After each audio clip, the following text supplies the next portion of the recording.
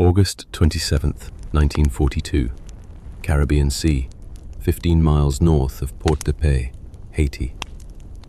The water temperature was 28 degrees Celsius, and the night was moonless when Lieutenant Hal Lawrence spotted the submarine on the surface. He was standing on the bridge of HMCS Oakville, a Flower-class corvette escorting convoy TAW-15 from Trinidad to Guantanamo Bay. The time was 23:30 hours. The submarine was 800 yards ahead, a dark silhouette against slightly less dark water. Lawrence grabbed his binoculars and confirmed what his lookout had called out. A U-boat, surfaced, recharging batteries. Unaware that a Canadian corvette was approaching from astern, Harold Beeman Lawrence was 24 years old and came from the small town of Oakville, Ontario. By coincidence, his ship bore the same name as his hometown. Lawrence had attended Royal Military College in Kingston before the war, graduating in 1939. He joined the Royal Canadian Navy and received his commission as a sub-lieutenant in 1940. By August 1942, he had been at sea for 2 years and was serving as first lieutenant aboard HMCS Oakville under the command of Lieutenant Commander Clarence King. On the night of August 27th, King was asleep in his cabin after standing the previous watch. Lawrence had the bridge. The decision of what to do about the surfaced U-boat was his. Standard doctrine said to signal the convoy commodore, summon other escorts, and coordinate an attack. But the submarine was 800 yards away and would dive the moment it detected the corvette's approach. Lawrence made a decision that King later described as either brilliant or insane. He ordered full speed ahead and prepared to ram the submarine before it could dive.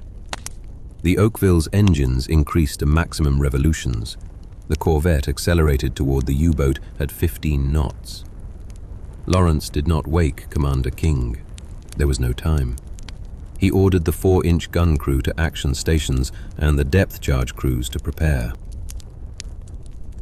Then he aimed his 950-ton corvette at a 769-ton submarine and hoped the physics would favor the vessel with the reinforced bow.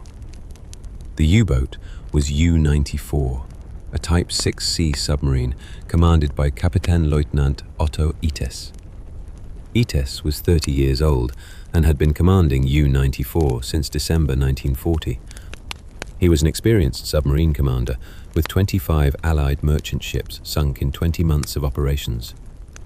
On the night of August 27th, U-94 was operating in the Caribbean, hunting merchantmen traveling between Trinidad and Cuban ports. The submarine had been submerged all day and surfaced at 2300 hours to recharge batteries and ventilate the boat. The German lookouts were scanning for merchant ships. They were not expecting a warship because convoy escorts in the Caribbean were rare and typically stayed close to their charges. The Oakville covered 800 yards in approximately 3 minutes. At 200 yards, the German lookouts spotted the approaching corvette and sounded the alarm. Ites ordered an immediate crash dive. The conning tower hatch clanged shut. The dive klaxon sounded.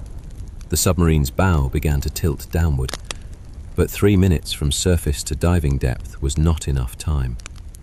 At 23:45 hours, HMCS Oakville struck U-94 amidships at 15 knots with her reinforced bow. The impact was tremendous. The collision threw Lawrence forward against the bridge windscreen. The Oakville's bow crumpled inward approximately 2 meters. The forward deck buckled. But the corvette's Flower-class design included reinforced bow plating specifically for ramming icebergs in North Atlantic conditions. The bow held together. U-94's pressure hull was not designed to withstand broadside impact from a 950-ton vessel moving at 15 knots. The collision cracked the pressure hull in 2 places along welded seams. The outer hull split open. The conning tower bent sideways. The submarine's dive was arrested violently. U-94 surfaced involuntarily, taking on water through the cracked hull, unable to dive.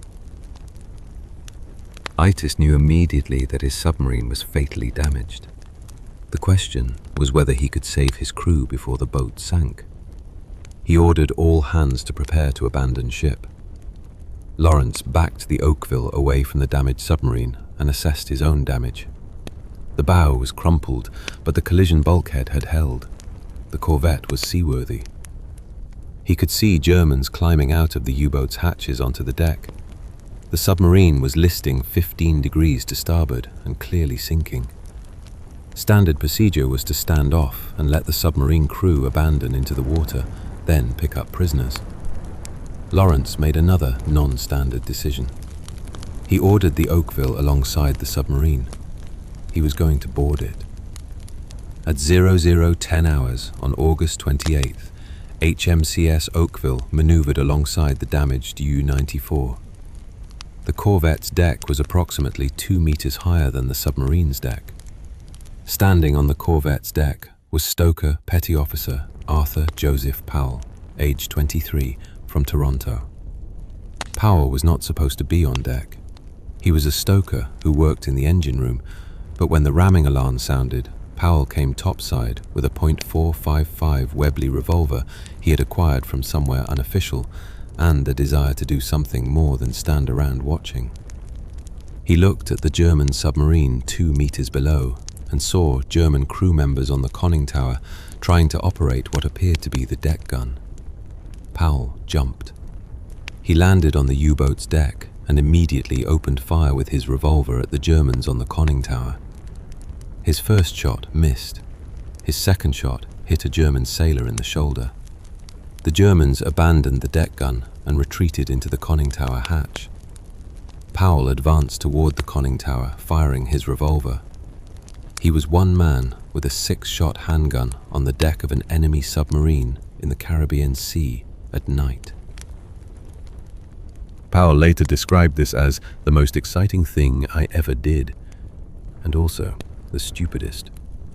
Sub-Lieutenant Harold Lawrence, a different person from the corvette's commanding officer, coincidentally also named Lawrence, saw Powell jump and decided to follow.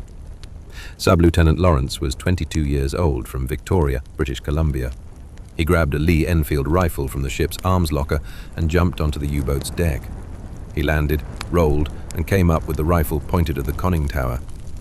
2 more ratings from Oakville followed: able seaman William Gillis and able seaman Arthur Haynes. 4 Canadians on the deck of a German submarine. This was not in any manual anyone had ever read. Inside U-94, Otto Ites faced a situation he had not anticipated. His submarine was sinking. The pressure hull was cracked, water was flooding the forward torpedo room, and now there were armed Canadians on his deck shooting at his crew. Ites made a practical decision. He ordered his crew to abandon ship and prepare to surrender. But first, he ordered the scuttling charges set. If the Canadians were going to board his submarine, they were not going to capture it intact. Powell and the other Canadians heard shouting in German from inside the submarine. They could not understand the words, but the tone sounded like orders being given. Powell approached the conning tower hatch and fired his last 2 rounds into the opening. The shouting stopped. Powell reloaded from ammunition he had stuffed into his pockets. Sub-Lieutenant Lawrence moved to the forward hatch and saw water pouring out. The submarine was flooding from inside. He understood that the Germans were scuttling the boat. He shouted this information back to the Oakville. On the Oakville's bridge, Lieutenant Hal Lawrence heard that the submarine was being scuttled and made another decision. He ordered more crew to board the submarine and try to stop the scuttling. This violated every rule about prize vessels and boarding enemy craft. Oakville was a corvette, not a destroyer with a boarding party and marines. But Lawrence had already rammed a submarine and sent 4 men to board it. Sending more seemed logical at this point. 6 more ratings jumped onto U-94's deck, armed with rifles, pistols, and 1 man carrying a fire axe for reasons nobody could later explain. By 0025 hours, there were 10 Canadians on U-94's deck and approximately 40 Germans, either on deck preparing to abandon ship or still inside preparing to scuttle. The Canadians took defensive positions around the conning tower and the forward hatch. Sub-Lieutenant Lawrence tried to enter the conning tower to reach the scuttling charges. A German sailor inside fired a pistol at him. Lawrence fired his rifle back. The German disappeared down the hatch. Lawrence did not follow him into a sinking submarine full of German sailors. Even aggressive boarding has limits. For the next 15 minutes, an armed standoff existed on the deck of U-94. Germans were climbing out of hatches and jumping into the water. Canadians were holding positions on deck, preventing Germans from operating the deck gun or fighting the boarding party. The submarine was sinking steadily, listing increasingly to starboard. At 0040 hours, Otto Ites climbed out of the conning tower hatch with his hands visible and empty. He looked at Sub-Lieutenant Lawrence and said in English, "The boat is sinking. My crew is abandoning. We surrender." Lawrence accepted the surrender and ordered his boarding party to pull German sailors from the water. The Oakville maneuvered to collect prisoners. By 0053 hours, 26 German submariners were on the Oakville's deck as prisoners of war.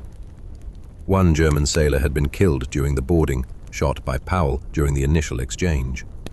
47 crew members had been on U-94. The missing 20 were either trapped inside the sinking submarine or had drowned in the water. The final count would never be exactly confirmed. At 110 hours, U-94 was still afloat, but sinking.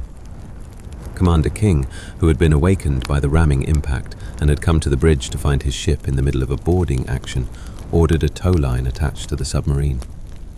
There was a possibility of towing U-94 to port and capturing it intact for intelligence purposes.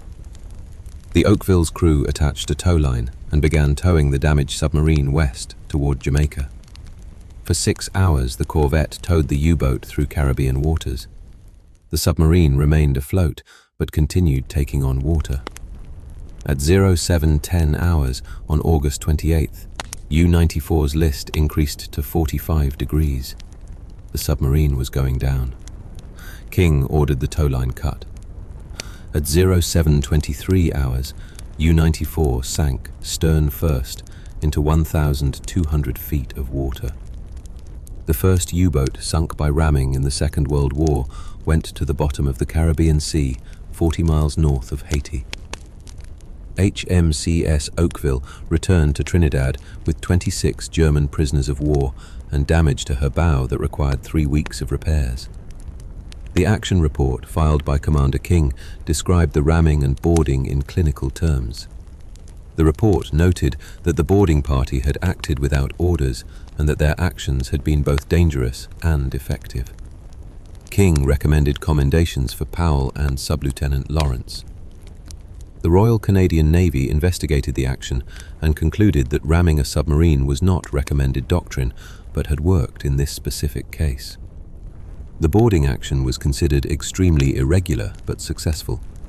Powell received the Distinguished Service Medal. Sub-Lieutenant Lawrence received a mention in dispatches. Otto Ites and the 25 other German survivors were transported to a prisoner of war camp in Ontario. Ites spent 3 years as a POW in Canada. During his imprisonment, he was interviewed by Allied intelligence about U-boat tactics and operations. He described the ramming by Oakville as unexpected and devastating. He said that U-94 had been preparing to dive when the corvette struck. The impact had cracked the pressure hull and made diving impossible. He said the boarding party had prevented his crew from fighting the flooding effectively. He said the Canadian tactic was unconventional and aggressive in a way we did not expect from a corvette. After the war ended in May 1945, Ites was repatriated to Germany. He returned to his hometown of Kiel and worked in merchant shipping. He became a harbor pilot, guiding commercial vessels through port approaches. He did not speak publicly about his wartime service for many years. In the early 1970s, a German naval historian named Klaus Brenner was researching U-boat losses in the Caribbean and came across the U-94 sinking. The circumstances caught Brenner's attention. Rammed and boarded by a corvette. That was unusual. Brenner tracked down Ites in Kiel and requested an interview. Ites agreed to talk. He was 62 years old and had not discussed the night of August 27th to 28th, 1942 in detail since his POW interrogations. Brenner asked Ites to describe what happened. Ites described the ramming and the immediate knowledge that his submarine was fatally damaged. He described the decision to scuttle and abandon. Then Brenner asked about the boarding. Ites was quiet for a moment. "I heard shooting on deck," he said. "I looked through the conning tower hatch and saw a Canadian sailor on my submarine's deck firing a revolver at my crew. This was unexpected. Corvettes do not board submarines. I did not know what to do about a Canadian with a pistol on my deck. The correct tactical response to this situation was not in my training." Brenner asked what Ites did. "I ordered my crew to abandon ship and surrender," Ites said. Fighting Canadians on the deck of a sinking submarine seemed pointless. Brenner's interview was published in a German naval history journal in 1973. A copy reached Hal Lawrence in Canada. Lawrence was 55 years old and had retired from the Canadian Navy as a rear admiral in 1966. He was living in Victoria, British Columbia, writing his memoirs. He read Ites's account of the ramming and recognized it as accurate but incomplete. Lawrence's perspective was from the bridge of the Oakville. Ites's perspective was from inside the sinking U-94. Lawrence wondered if Ites knew that the boarding party had acted largely without orders, that Powell had jumped onto the submarine on his own initiative, that the whole action had been improvised by a corvette crew who had no training in boarding enemy vessels. Lawrence wrote to Brenner asking if he could be put in contact with Ites. Brenner forwarded Lawrence's letter to Ites in Kiel. Ites responded and gave Lawrence his address. They began corresponding in 1974. Their letters were formal at first. Lawrence described the ramming from his perspective. Ites described the impact from inside the submarine. They exchanged technical details about damage and casualties. Then the letters became less formal. Lawrence mentioned that Powell had jumped onto the submarine without orders. Ites replied that this explained why the boarding had seemed so chaotic. "Your sailor with the pistol was acting independently," Ites wrote. "This makes sense. He fought like a man defending his own deck, not like a boarding party following a plan. He was more dangerous because of this. Unpredictable." They corresponded for 5 years. In 1979, Lawrence published his memoir, A Bloody War, which included a detailed chapter about the U-94 engagement. Lawrence sent a copy to Ites. Ites read it and wrote back with corrections and additions from the German perspective. He noted that Lawrence had slightly misestimated the time of the ramming, 23:45 hours versus Lawrence's recollection of 23:40, and that U-94 had been carrying 47 crew, not 50, as Lawrence had written. Lawrence incorporated Ites' corrections into the second edition of the book. In the acknowledgements, Lawrence thanked Kapitän Leutnant Otto Ites for his gracious assistance in confirming details of the engagement from the German perspective. Ites died in 1974, before Lawrence's book was published, at age 62, from heart disease. Lawrence learned of Ites' death through Klaus Brenner. Lawrence wrote a brief tribute to Ites for the Naval History Journal, noting that Ites had been a competent submarine commander who fought his war professionally and surrendered his crew when continued fighting would have been pointless. Lawrence wrote, "We tried to kill each other on the night of August 27th to 28th, 1942. 32 years later, we were corresponding about the details, like colleagues analyzing a historical event. This is what peace allows. Not forgiveness, necessarily. Just perspective." Hal Lawrence died in 1994 at age 76. His memoir, A Bloody War, remained in print and became a standard reference for Canadian naval operations in World War II. The chapter about ramming U-94 is frequently cited in naval history courses as an example of aggressive small vessel tactics. The boarding action is noted as one of the few times in the war that Allied sailors successfully boarded a German submarine. Arthur Powell, the stoker who jumped onto U-94 with his revolver, died in 1988 at age 69. He rarely talked about the boarding. When asked about it, he said, "I jumped because somebody needed to, and I was standing there. I fired because there were Germans shooting at our ship. It seemed like the thing to do at the time. I've had 50 years to think about whether it was smart. It wasn't smart." It worked anyway. The lesson from HMCS Oakville's action against U-94 is not primarily about tactics or naval doctrine. Ramming submarines is not a recommended or replicable strategy. What the action demonstrates is what happens when trained personnel face unexpected situations and make aggressive decisions based on immediate assessment rather than doctrine. Lawrence decided to ram because the submarine would dive before any other attack could be organized. Powell decided to board because the submarine was right there and he had a pistol. Sub-Lieutenant Lawrence followed because Powell needed support. Each decision was made independently, in the moment, with incomplete information and time pressure. The decisions compounded into an action that sank a submarine and captured its crew.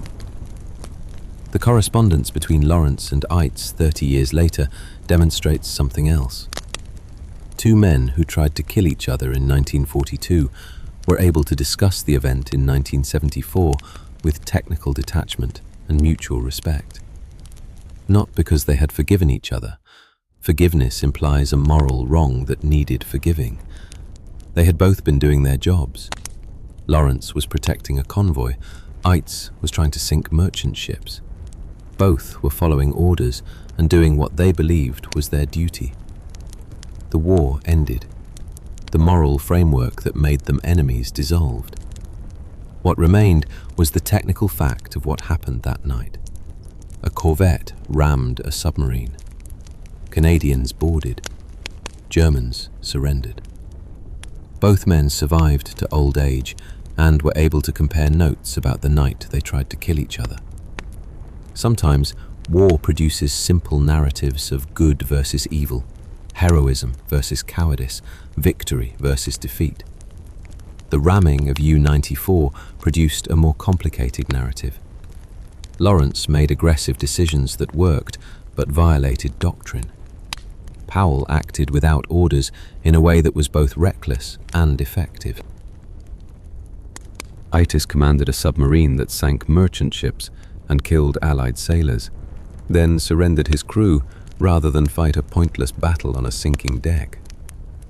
All of these things happened in the same engagement. All of them are part of the same story. The story doesn't resolve into simple moral categories.